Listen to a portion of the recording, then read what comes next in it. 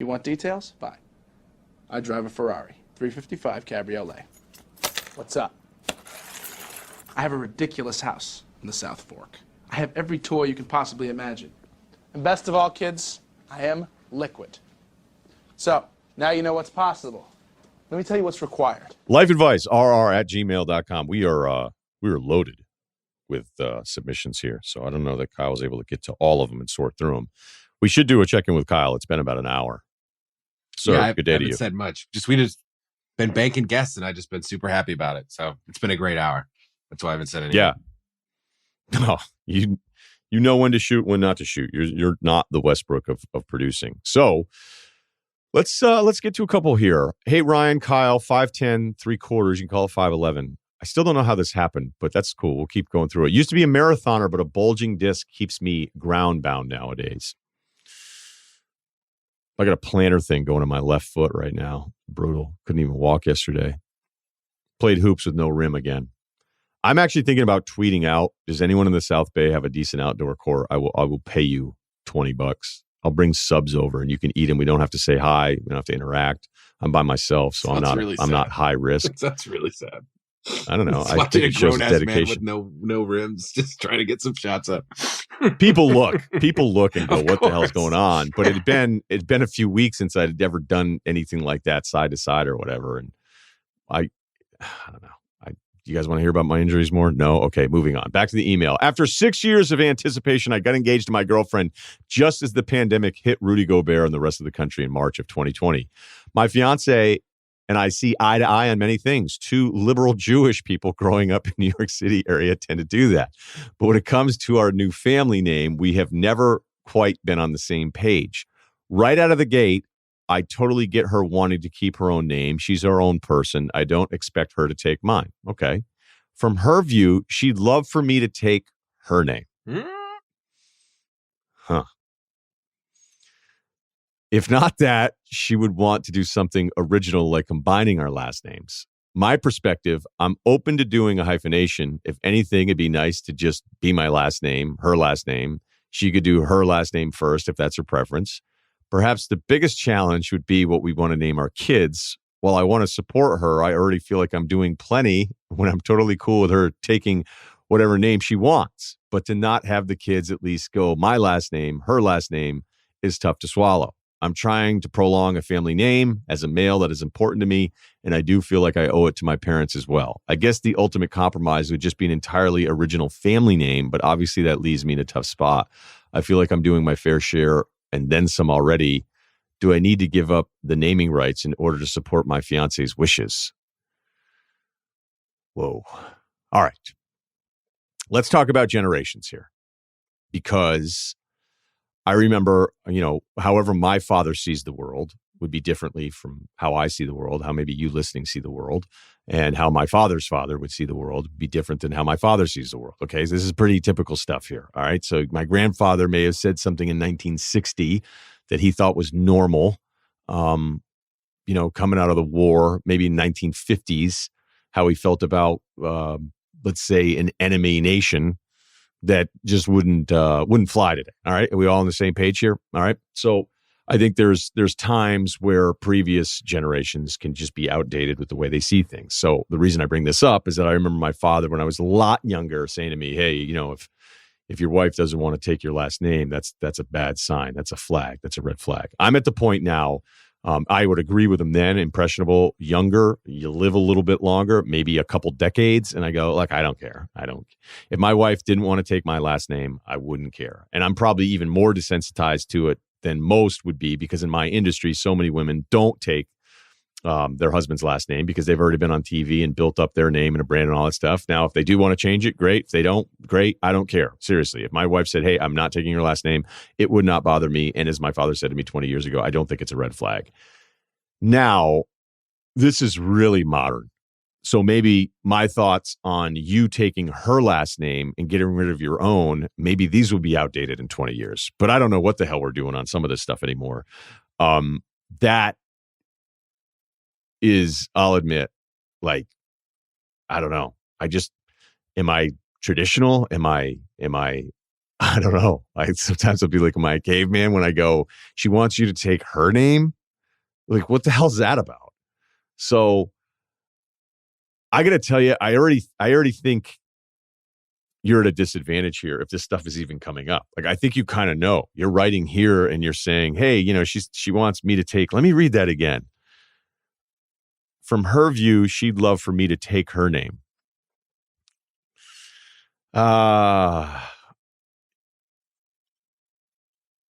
This is where somebody goes, is nothing sacred? So if she's proposing that, my guess is these kids aren't going to have your last name. And the thing that every woman has over the rest of us is they're the one going through carrying and birth. And we never have to do that. And so when it comes to the naming stuff, they win and they should win. It'd be really nice, if you were a guy, and, sometimes I think about it, I'm not exactly in that mode. Like, oh, would it be cool to like name somebody a family name? I seem to think a lot of my Fairfield County rich friends have these weird names that are like middle names that are like, what the hell's that? They're like, oh, it's a family name. I'm like, oh man, like when you get rich, you just make up weird rules about naming and give people like weird middle names. And then you just say, oh, and it's like my second middle name. I got to tell you, that should be a goal for people. Get rich enough where you start making up weird middle names and just say, oh, it's a family thing. It's our crest. But on this one, it sounds like you already know you're going to lose. So I don't know that she's going to be able to be talked to about this. If she actually wants you to take her last name in the marriage, like even proposing that means you're not going to win one argument about what to name these kids.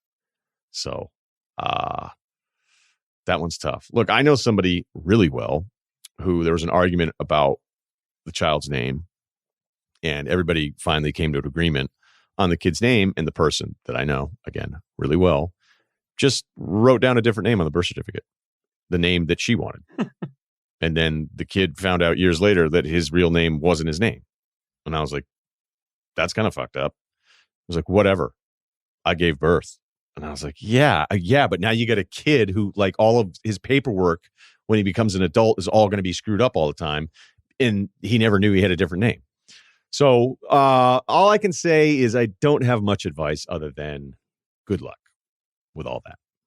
Norms are weird. What's that? I said norms are weird. It's like social norms. I'm worried because I don't have the coolest last name, and the person I'm with now has a pretty cool last name. And like, kids and is like tons of money and years down the road if it were to happen. I'd be like, hey, she might be like, listen, your last name sucks and mine's cool, and this is how it is. So I get it. Yeah, that's why I'm allowing, like, I don't know, in 20 years, maybe, I don't know, 10 years, will the norms change? It's like, actually, it should be it's like, who's got the better assets here? Who's got the cooler last name? Like, which would sound better as a football player? Not my name. I'll tell you that.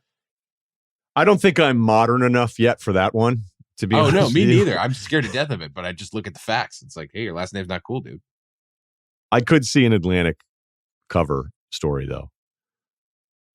Why last names need to change. Here we go. I don't know. I mean, maybe you can just do the hyphen thing, Maybe you can do it that way. There's plenty of people to do that. So, again, I don't have a problem with any of that. I'm just saying if she wants you to take her last name, that there's some alarms going off with me over here where I was like, all right, yeah, you're probably not going to win any of this. Okay, young guy checking in. Some of you dudes, by the way, that send in emails, it's funny because you'll talk about your looks, which I love the self-assessment, right? We talked about that before. What would your own scattering report be? I like some of the self-assessment here. And some of you guys will be like, hey, I'm still pretty good looking, but you don't realize like a picture's rolling in. And then some of you other guys are like a little too down on yourself and you look really good. So, shout out to all of you out there. All right. Love the podcast. Shout out to Kyle.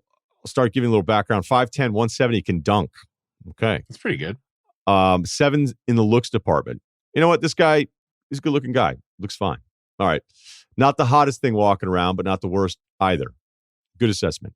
I make up for my sense of humor. I make up with it for my sense of humor. Again, dude, you're not just disgusting looking. So a little more self-confidence, please. I'm 22, working in construction industry, decided school just wasn't for me, went the construction route, started as a roof tech, and I've worked my way up now to roof salesman, making pretty good money for my age. This is not why I'm writing you, and as you're probably assuming, yeah, this is about a girl. I started talking to a girl about a month and a half ago. Let's call her Paige. We've known each other for a while through mutual friends, as I dated one of her good friends 2 years ago just for a summer. Some of you may think that's an alarm. This is me talking here now. Some of you may say, oh, well, if he likes her but dated one of her friends. We're talking early 20s here. This is very normal. Everybody dates everybody back then. All right. So I don't think that that's an issue, although maybe it is. All right.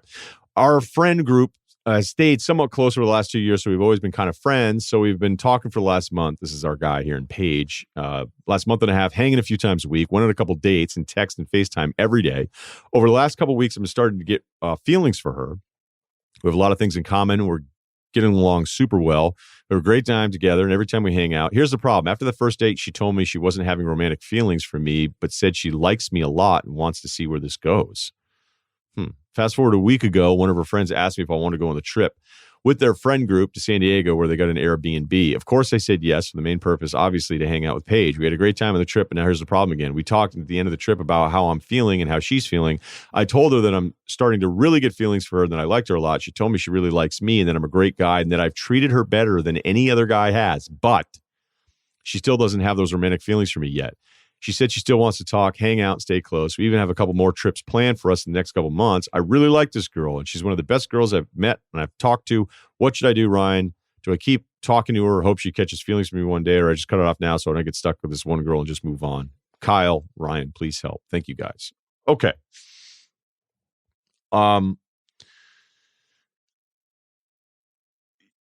If she doesn't like you, there's like anything. There's a couple different routes here, but it's clear she doesn't like you that way. Okay. So you haven't crossed out of the friend zone into the hangout zone, despite you telling her multiple times that this is how you feel. All right. So eventually you're going to be at like a waste of time. Now, speaking of Westbrook, those of you out there that would just keep grinding away, getting shots up as much as possible and just overwhelming the person where they finally just like, fine, I'll date you. Like, it does happen. I could never do that. The second I don't think somebody's interested, I'm like, all right, fine, whatever. You grinders out there, I respect you. I don't know how you do it. So you could go that way, but I'm not going to tell you to do that. What you do have here, though, is something that all of us need for the men out there. Whenever guys are like, hey, I'm having a hard time, you need to find an ally. And if you have a female ally that you're not pursuing and she has friends, that is the most valuable thing you can have in the dating world. If you have someone on the inside talking you up to her friends, it's incredible. You skip years of hard like if you can find yourself a good friend who has a lot of female friends and you don't pursue her, you keep that in the friend zone, and then she's talking you up to everybody else. That is like a superpower. All right. And you seem to have that. If her friend is inviting you to the house in San Diego, you have to either get the straight information from the friend or have the friend talk you up. But clearly the friend talking you up doesn't matter. It's not going to change this person's mind. So what I would say to Paige is, hey, you know how I feel. I'm not going to waste any time. FaceTiming, texting all the time. I love talking to you. I look forward to it every day. It's going to suck not seeing those texts pop up and getting that feeling. But I'm not doing this because honestly, that'll probably be the only way that you get her is by completely cutting it off. So she knows she has you now and you're going to treat her like the fact she's like, hey, you treat me better than everybody, but I don't like you that way. You have given her this version of you that she has rejected. So now you have to go cool guy mode because unfortunately, so many of us are wired to want the things that we can't have. And she knows she can have you. So now she doesn't care. So your best bet of ever getting to date her, and I'm not even saying that this is going to work, but it'll likely, you will increase your chances by shutting it down and starting to ignore her because it seems like she likes the attention. And I wish it weren't this fucked up, but you're all 22 and it doesn't exactly go away, but your peak stupid dating rules phase. And I would tell you that if you're really determined to date her, you probably have to ignore her. Yeah, that's what I was going to say. You got to tell her you're busy or something. Yeah, you don't have to be a jerk about it. It's like, oh, sorry. text, let two days go by. Oh, totally missed this. Sorry. My bad. We had a roofing job. And by the way, I'm not going to give it away, but where this guy's located, you should not have any problem running into girls at 22, especially if you're as good of a roof tech as you claim you are. Let's do one more. Oh, this is a good one. I like this one. All right. Our guy checking in. First time, long time. Late 20s and working a relatively high-paying career for my age. Think finance, law. I hope he's not with a hedge fund. Wall Street. In New York City. I grew up and went to college in Boston and originally thought that leaving for New York City would be great for my career development savings. This part of the email blew my mind. You thought it'd be better for your savings to live in New York City? This guy must be doing well. Unless, wherever he was in Boston, maybe he thought an apartment in Manhattan was cheaper than buying a nice house in a nice neighborhood in Boston. I would tell you Boston isn't exactly cheap by any means, but I don't know. Maybe some of the new numbers. There's no jokes about Boston apartments, though. The joke is the New York City apartments. That's the size of a bathroom.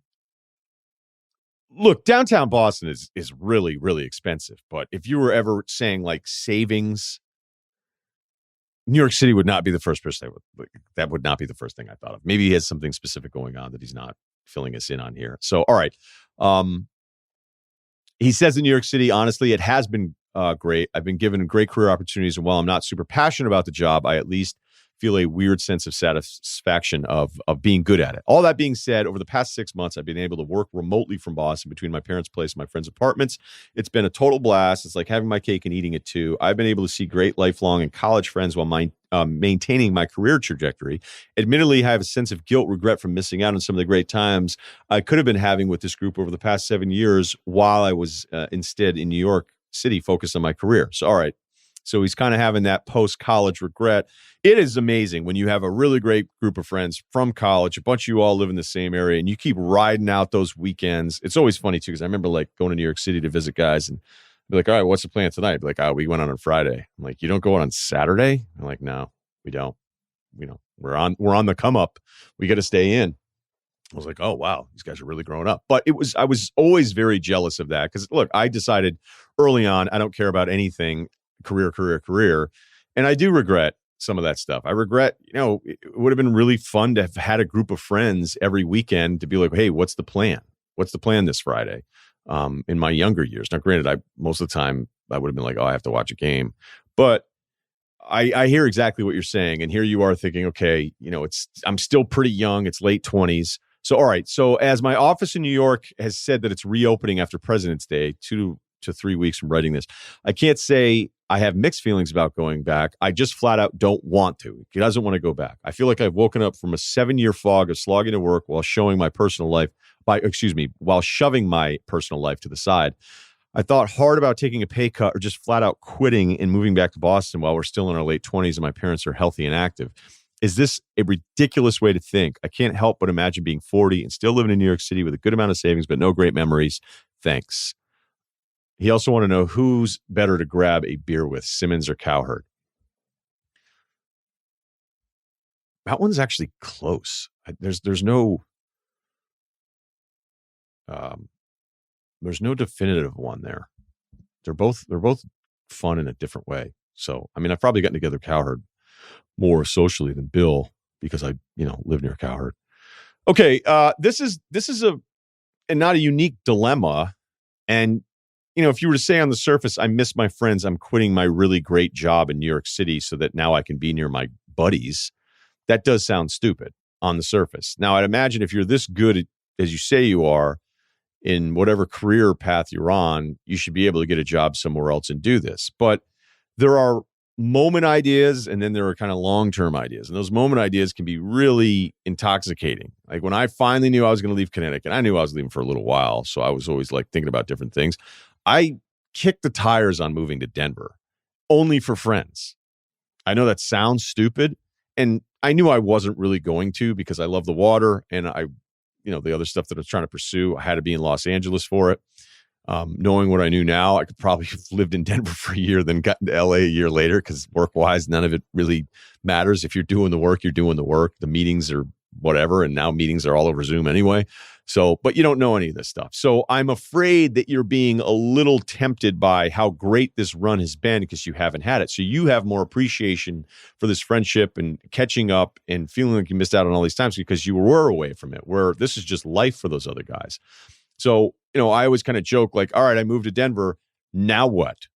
Hey, sorry, I can't hang out with you today. I have too many friends. That wasn't really going to happen.